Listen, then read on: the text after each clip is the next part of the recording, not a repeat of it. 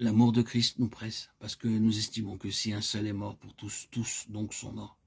Il est écrit très nettement que tous ceux pour qui il mourut, moururent avec lui. Ceci est la base de la vie de Dieu en nous. À moins d'avoir ce fondement clair et vrai, ce n'est pas superficiellement que nous bâtirons. Combien d'enfants de Dieu essayent de raconter une nouvelle vie, de se raccrocher à cette nouvelle vie qu'ils ont reçue et de l'accorder avec l'ancienne. Ils ne voient pas que la vieille vie doit aller à la croix pour faire place à la nouvelle. Il est tristement possible de vivre avec beaucoup de l'ancienne vie habillée avec soin pour ressembler à la nouvelle. La vieille vie utilisant de fait la phraséologie de la nouvelle. Sommes-nous décidés à livrer à la croix tout ce que Dieu nous a montré de la vieille manière de vivre?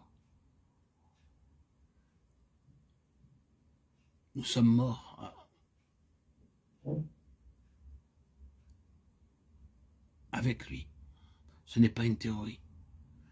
Ceci a été prouvé. Si nous persévérons sur cette base, moment après moment, nous serons alors amenés sans arrêt en conformité avec sa mort. Car non seulement vous devez prendre par la foi la place de sa mort comme étant la vôtre, mais vous devez effectivement être amenés dans la conformité à cette mort jusqu'au bout. Alors que vous tenez sur le fondement ainsi présenté, l'Esprit de Jésus prendra possession de vous de jour en jour. L'Esprit de l'agneau se manifestera de plus en plus par vous et vous serez étonnés de constater que là où autrefois vous auriez voulu vous battre pour vous-même, l'Esprit de Jésus règne maintenant. C'est la voix de Dieu pour nous délivrer, sa manière de faire pour nous élever directement hors de nous-mêmes, dans une nouvelle sphère et de nous conduire à connaître dans une vie pratique l'Esprit et la vie de Jésus. Ignorez-vous que nous tous qui avons été baptisés en Christ Jésus, c'est en sa mort que nous avons été baptisés. Romains 6, 3. Après que Dieu a dirigé sa lumière pour nous sonder et nous a montré ce que nous sommes, n'est-ce pas un soulagement intense que de retourner au calvaire?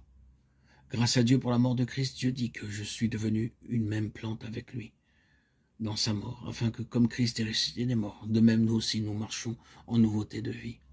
Romains 6, 4.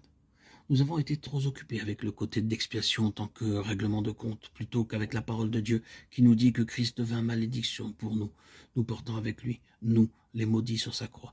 Galates 3, 13. Oh, qui nous emmène plus profondément dans la connaissance de sa croix, afin qu'il y ait plus de place pour la manifestation de sa vie. Nous commettons l'erreur parce que nous en avons une certaine connaissance de penser que nous connaissons tout. Vous dites peut-être avec confiance, j'ai été crucifié avec Christ, mais vous pouvez être sûr que vous n'avez pas encore approfondi sa signification. C'est sur cette seule base que la lumière et la vie de Dieu peuvent couler en nous. Ce n'est que dans la mesure où nous consentons à ce que la mort de Christ agisse en nous par le Saint-Esprit que le torrent de sa vie pourra emporter tout ce qui entrave son écoulement. Des fleuves d'eau vive couleront de son sein. Jean 7, 38. Les âmes attendent l'amour de Christ. Nous en parlons et disons « je vous aime », mais combien froid et loin de la réalité est notre amour. Il nous faut l'amour qui, spontanément et inconsciemment, fera que nous nous dépensions pour les autres.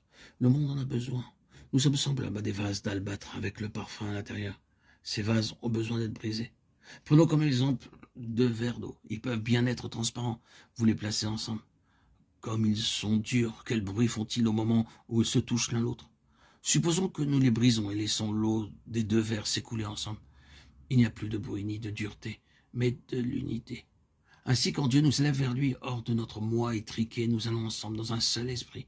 Si les enfants de Dieu vivaient cette vie bénie dans leur famille et dans le monde, combien les âmes seraient attirées vers notre glorieux Seigneur.